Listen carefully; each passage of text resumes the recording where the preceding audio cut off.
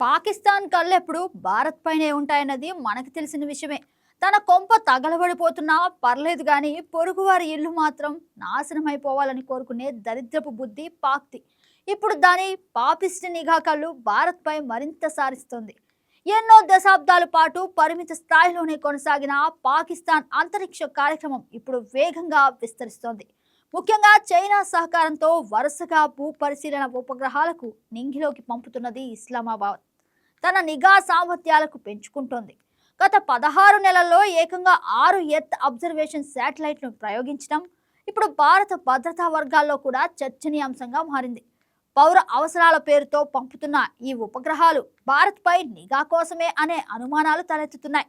అవి భవిష్యత్ యుద్ధ వ్యూహాల్లో ఎంతటి పాత్ర పోషించబోతున్నాయి? పాకిస్తాన్ నిజంగా భారత్పై నిరంతర నిఘా పెట్టగలదా? చైనా ఇందులో ఎంతవరకు భాగస్వామిగా ఉంది?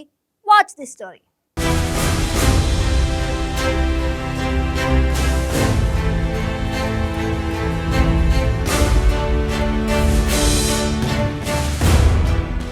ఒకప్పుడు అంతరిక్ష రంగంలో పాకిస్తాన్ పేరు చాలా అరుదుగా వినిపించేది.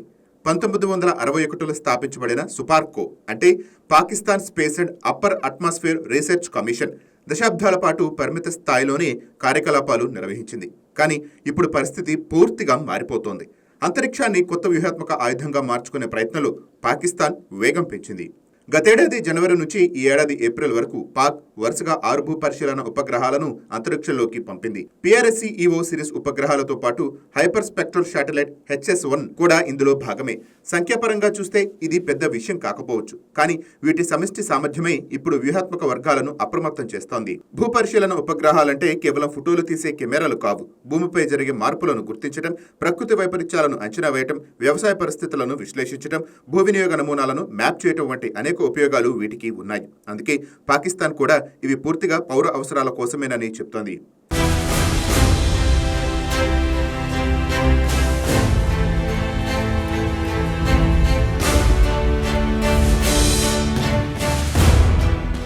అయితే నిపుణులు మాత్రం మరో కోణాన్ని చూపిస్తున్నారు. ఆధునిక ఎర్త్ అబ్జర్వేషన్ శాటిలైట్లు ద్వంద్వ ప్రయోజన సాంకేతికతను ఉదాహరణగా చెప్తున్నారు. అంటే ఒకే ఉపగ్రహాన్ని పౌర అవసరాలకు, సైనిక అవసరాలకు వినియోగించవచ్చు. సరిహద్దు ప్రాంతాల్లో సైనిక నిర్మాణాలు, కొత్త రోడ్లు, వాహనాల కదలికలు, విమానాశ్రయాల్లో మార్పులు, క్షిపణి స్థావరాల చుట్టూ జరిగే నిర్మాణ కార్యకలాపాలు, ఇలా అనేక అంశాలను ఉపగ్రహ చిత్రాల ద్వారా విశ్లేషించవచ్చు. అందుకే ప్రస్తుతం ప్రపంచంలోని పెద్ద దేశాలన్నీ స్పేస్ ఇంటెలిజెన్స్ కు అత్యధిక ప్రాధాన్యత ఇస్తున్నాయి. ప్రత్యేకించి పాకిస్తాన్ గత ఏడాది ప్రయోగించిన HS-1 హైపర్ స్పెక్ట్రల్ శాటిలైట్ పై ఎక్కువగా చర్చ జరుగుతోంది. సాధారణ ఆప్టికల్ కెమెరాలు కనిపెట్టలేని కొన్ని లక్షణాలను కూడా ఈ సాంకేతికత గుర్తించగలదు. ఒక ప్రాంతంలో వాడిన పదార్థాల స్వభావం, నేల మార్పులు, దాచిపెట్టిన వస్తువుల ఆనవాళ్లు వంటి అంశాలను విశ్లేషించే సామర్థ్యం దీనికి ఉంటుంది.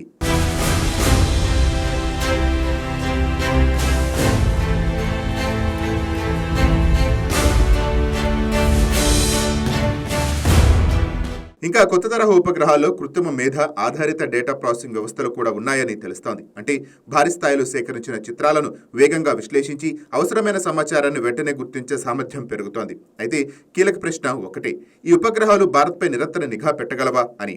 దీనికి సమాధానం కొంత సంక్లిష్టంగా ఉంటుంది. సాంకేతికంగా చూస్తే ఈ ఉపగ్రహాలు భారత భూభాగం మీదుగా ప్రయాణించే సమయంలో చిత్రాలను సేకరించగలవు. ముఖ్యంగా సరిహద్దు ప్రాంతాలు, సైనిక స్థావరాలు, వాయుసేన కేంద్రాలు, వ్యూహాత్మక మౌలిక సదుపాయాలపై సమాచారం పొందే అవకాశం ఉంటుంది.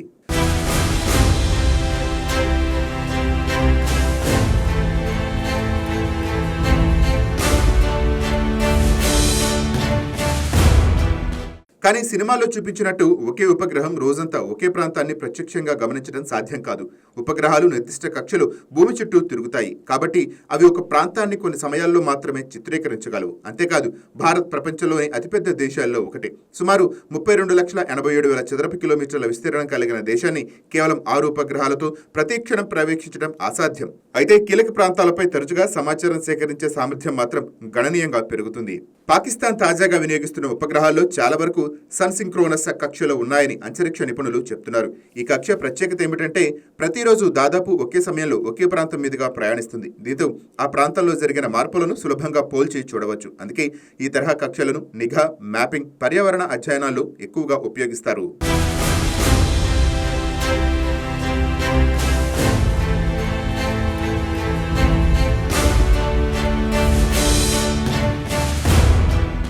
ఇక్కడ మరో కీలకాంశం చైనా.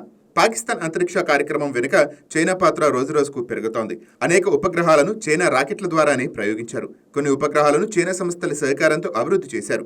సాంకేతిక పరిజ్ఞానం, శిక్షణ, డేటా ప్రాసెసింగ్, ఉపగ్రహ రూపకల్పన వంటి రంగాల్లో బీజింగ్ నుంచి ఇస్లామాబాద్కు మద్దతు లభిస్తోంది. దీంతో పాకిస్తాన్ ఒంటరిగా సాధించలేని సామర్థ్యాలను వేగంగా అందిపుచ్చుకుంటోందని విశ్లేషకులు చెబుతున్నారు. వ్యూహాత్మకంగా చూస్తే ఇది కేవలం పాకిస్తాన్ అంతరిక్ష విస్తరణ మాత్రమే కాదు, చైనా పాకిస్తాన్ వ్యూహాత్మక భాగస్వామ్యానికి మరో కొత్త రూపంగా కూడా కనిపిస్తోంది. అయితే అంతరిక్ష పోటీల్లో భారత్ స్థానం పూర్తిగా భిన్నం. భారత అంతరిక్ష పరిశోధన సంస్థ ఇస్రో ఇప్పటికే ప్రపంచ స్థాయి సామర్థ్యాలను అభివృద్ధి చేసింది.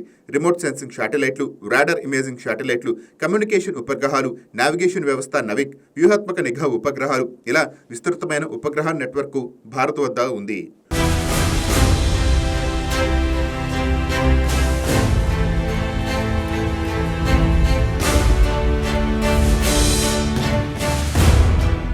అంతేకాదు కార్టీషాట్, రీసాట్, ఈఎంఐ షాట్ వంటి ఆధునిక వ్యవస్థలు ఇప్పటికే భారత్ భద్రతా అవసరాలకు సేవలందిస్తున్నాయి. ఇటీవల అంతరిక్ష ఆధారిత నిఘా సామర్థ్యాలను మరింత పెంచే దిశగా భారత్ కొత్త ప్రాజెక్టులను కూడా వేగవంతం చేసింది.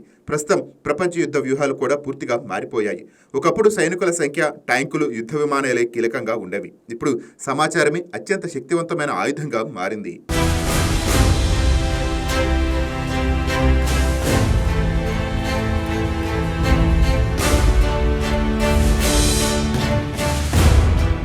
రష్యా యుక్రెయిన్ యుద్ధం ఈ విషయాన్ని స్పష్టంగా నిరూపించింది.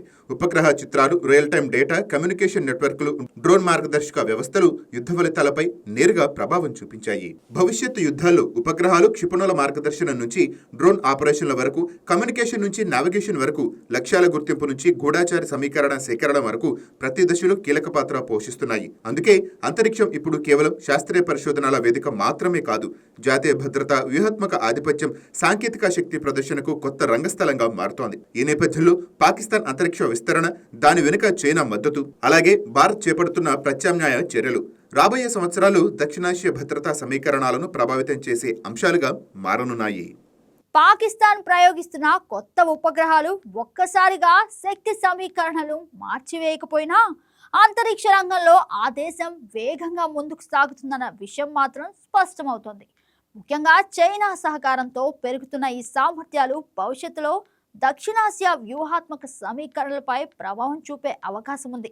అయితే అంతరిక్ష సాంకేతికత, ఉపగ్రహ నెట్వర్క్, నిఘా సామర్థ్యాల పరంగా భారత్ ఇంకా గణనీయమైన ఆధిక్యాన్ని కొనసాగిస్తుందని నిపుణులు చెబుతున్నారు.